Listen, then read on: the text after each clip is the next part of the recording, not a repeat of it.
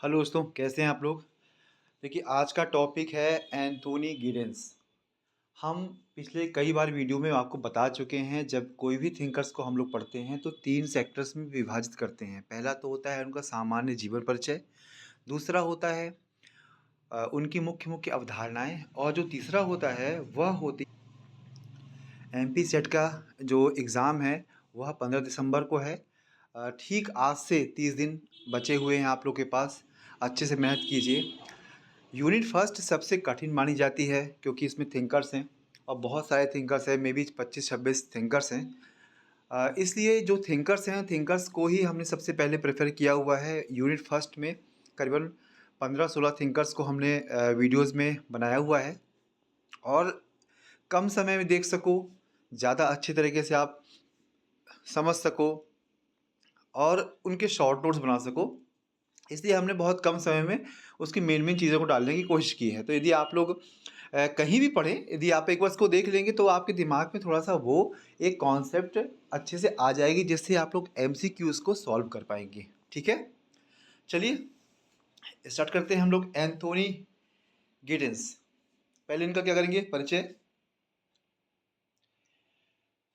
जो Anthony Giddens हैं, एक प्रमुख ब्रिटिश समाजशास्त्री और सामाजिक सिद्धांतकार हैं, जिन्हें संरचनात्मकता और आधुनिकता के अध्ययन में उनके योगदान के लिए जाना जाता है। देखिए, एक संरचना शब्द आ रहा है, तो संरचना आपने बहुत सारे देखे हो, संरचनावादी, या फिर आपने बहुत देखा होगा। तो वो एक प्रकार से कहते हैं कि इसको संरचना, ये आपको शायद समझ में आता होगा, और जिनको नहीं समझ में आता उनके लिए है कि संरचना से तात्पर्य होता है किसी भी मुख्य भाग, किसी मुख्य भाग में छोटे छोटे जो भाग होते हैं जिससे वो बन पाता है। जैसे सामान्य रूप से हम अपने शरीर की संरचना को देखते हैं तो एक हाथ है, पैर है, चमड़ी है, बाल है, दांत है, ये छोटे छोटे भाग हैं, और इनके व्यवस्थित रूप ही हमारे शरीर का निर्माण करते हैं। तो ये एक क्या है, संरचनावादी, मतलब कहीं ना कहीं स्ट्रक्चर डिपेंड करता है, और इन लोग स्ट्रक्चर को ज़्यादा इंपॉर्टेंट मानते हैं। गिडेंस का कार्य सामाजिक सिद्धांतों को समझने और समाज में हो रहे परिवर्तनों का विश्लेषण करने में विशेष महत्व रखता है। उन्होंने समाज में संरचना और एजेंसी के बीच संबंध को समझाने के लिए संरचनात्मकता का सिद्धांत दिया। देखिए, ये बहुत अच्छा है। ये अक्सर पूछते हैं कि ये सिद्धांत किसने दिया हुआ है, या गिडेंस के द्वारा कौन सिद्धांत दिया गया है। तो आप इसको बेहतर तरीके से दिमाग में रख लीजिए, एग्जाम में काम आएगा। इसके अलावा गिडेंस ने आधुनिकता, वैश्वीकरण, उत्तर आधुनिकता के अध्ययन में भी योगदान दिया है। ठीक है, इनकी मुख्य अवधारणा क्या क्या है। अब एक बेसिक परिचय हो गया। अब हम लोग स्टार्ट करते हैं इनकी मुख्य अवधारणाओं के बारे में। संरचनात्मकता का सिद्धांत एक्चुअली है क्या। अब आप ध्यान समझिएगा, जो हमने पहले समझाया था वो कैसे इनके शब्दों में है, वो आप ध्यान देने की कोशिश कीजिएगा। गिडेंस के अनुसार समाज में संरचना और एजेंसी का आपसी संबंध होता है। उनका मानना है कि व्यक्ति की क्रियाएं और सामाजिक संरचनाएं एक दूसरे पर निर्भर होती हैं। मतलब कि ये कहते हैं कि जब एक व्यक्ति जो कार्य कर रहा होता है और समाज की संरचना होती एक दूसरे पर निर्भर होती, जैसे धर्म, कानून, ये सब क्या है, ये कहीं ना कहीं संरचना है जिससे समाज बना हुआ है। लेकिन धर्म को मानना, संस्थाओं का संचालन करना, जब तक क्रियाएं नहीं होंगी तो उसका अस्तित्व नहीं होगा। तो दोनों क्या है, एक दूसरे पर निर्भर होती है। गिडेंस के अनुसार व्यक्ति अपनी क्रियाओं से सामाजिक संरचनाओं को बनाते हैं, और ये संरचनाएं बाद में उनकी क्रियाओं को प्रभावित करती हैं। उन्होंने इसे दोहरेपन के रूप में समझाया है।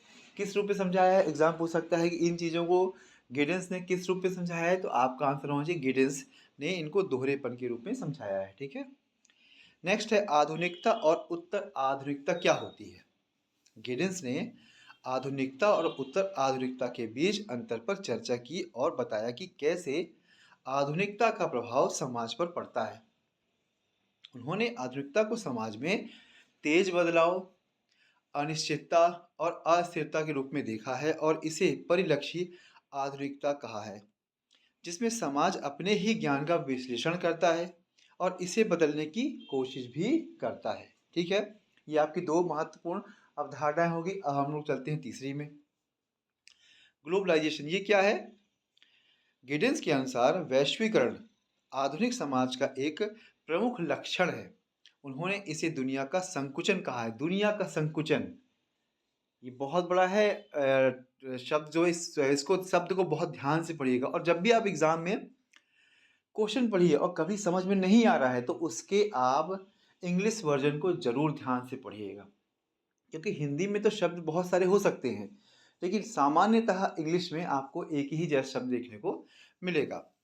इन्होंने कहा है कि दुनिया का संकुचन जिसमें विभिन्न संस्कृतियों, समाजों और अर्थव्यवस्थाओं के बीच संपर्क बढ़ता है।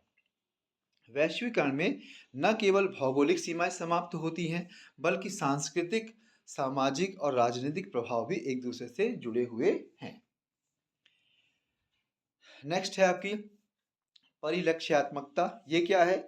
गिडेंस ने इसको क्या है, आधुनिक समाज का एक प्रमुख तत्व माना है। इसके अनुसार व्यक्ति समाज के बारे में लगातार सोचते और पुनः परिभाषित करते रहते हैं। इसका अर्थ क्या होता है? लोग अपनी और अपने समाज की पहचान के बारे में जागरूक होते हैं और लगातार इसके बारे में नए विचार बनाते हैं, जो आधुनिकता में अनिश्चितता और परिवर्तन का कारण बनते हैं। ठीक है, अब नेक्स्ट आते हैं अवधारणा। तो ये बहुत छोटी छोटी अवधारणाएं हैं, उन शब्दों को पकड़ना है आपको।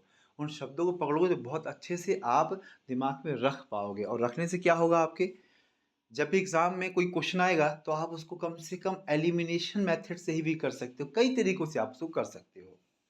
विश्वास प्रणालियां और जोखिम। गिडेंस ने आधुनिक समाज में विश्वास प्रणालियों और जोखिम के महत्व पर जोर दिया। उनका मानना था कि आधुनिकता में व्यक्ति तकनीकी, विज्ञान और संस्थाओं पर अधिक विश्वास करते हैं, लेकिन यह विश्वास जोखिम के साथ आता है। गिडेंस के अनुसार आधुनिक समाज में लोग कई प्रकार के जोखिमों का सामना करते हैं, जैसे आर्थिक संकट, पर्यावरणीय खतरे और अन्य वैश्विक मुद्दे, और इन जोखिमों में को प्रबंधित करने के लिए विश्वास की संरचनाएं आवश्यक होती हैं। बहुत नॉर्मल सा है। ठीक है, नेक्स्ट आते हैं जीवन शैली और पहचान, लाइफ स्टाइल है आइडेंटिटी। ये क्या है?